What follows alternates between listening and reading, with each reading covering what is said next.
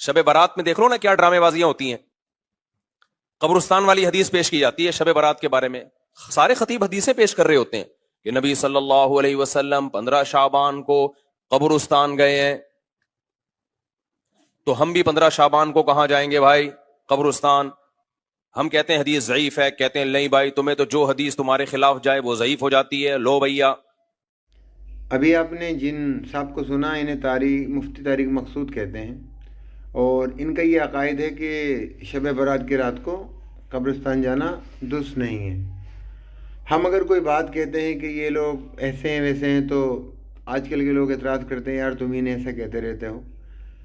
خیر، آپ ذرا ان کے اعتراض کا آپ جواب سنیے اور اپنے عقلوں کو کھولیے، اور آج کے ٹائم میں سوشل میڈیا پر جہاں پر بھی ان کی ویڈیو نظر آیا کریں تو برائے کرم آگے بڑھا دیا کریں، انہیں نہ دیکھا کریں.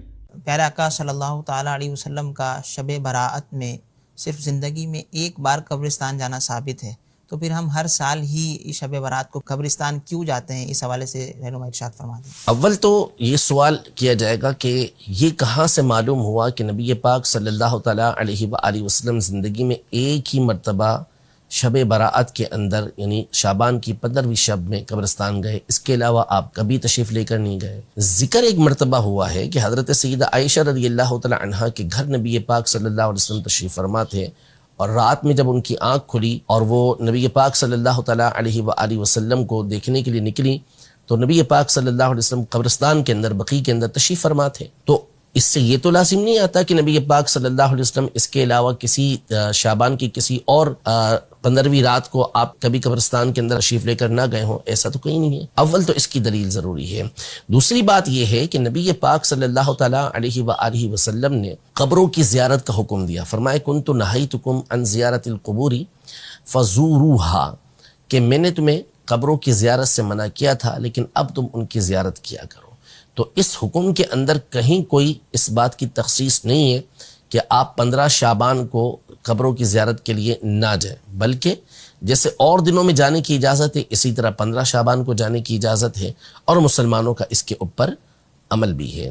نمبر 3 یہ کہ نبی پاک صلی اللہ تعالیٰ علیہ وآلہ وسلم سے اگر اس بات کو ہم کہتے ہیں کہ ٹھیک ہے اگر ایک مرتبہ بھی جانا ثابت ہے تو جواز بھی ثابت ہو گیا.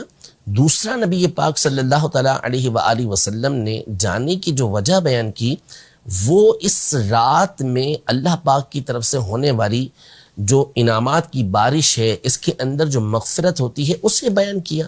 تو کیا وہ صرف اسی 15ویں شعبان کی رات کو تھی، اور شعبان کی 15ویں راتوں کو بھی اسی طرح بخشش و مغفرت کی بشارتیں موجود ہوتی ہیں؟ جب موجود ہوتی ہیں تو اسی علت کے پیش نظر قبرستان جانے کے اندر کوئی حرج نہیں ہے. ایسے بہت سارے افعال نبی پاک صلی اللہ علیہ وسلم کے آپ کو مل جائیں گے کہ آپ علیہ السلام نے وہ عمل ایک ہی مرتبہ کیا، لیکن دیگر دلائل کی روشنی میں علماء نے اس بات کو بیان کیا کہ وہ عمل ہمیشہ کیا جاتا ہے.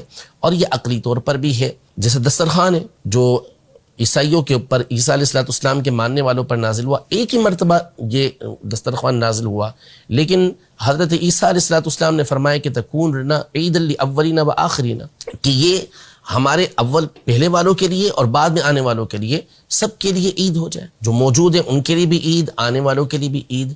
تو ہوا تو ایک ہی مرتبہ، لیکن ہمیشہ کے لیے اس کے لیے جشن منانے کے لیے، اس کو عید بنانے کے لیے حضرت عیسیٰ علیہ السلام ارشاد فرما رہے ہیں. اور یوں ہی ہر معاملے کے اندر ہوتا ہے کہ آزادی ایک ہی مرتبہ ملی وطن کی، لیکن ہمیشہ اس تاریخ کو جشن منایا جاتا ہے، خوشی منائی جاتی ہے. تو عمل ایک ہی مرتبہ ہوا ہو لیکن اس کے اندر استمرار یہ بعد والوں کے لیے ہو سکتا ہے، اس میں کسی طرح کا کوئی حرج نہیں ہوتا.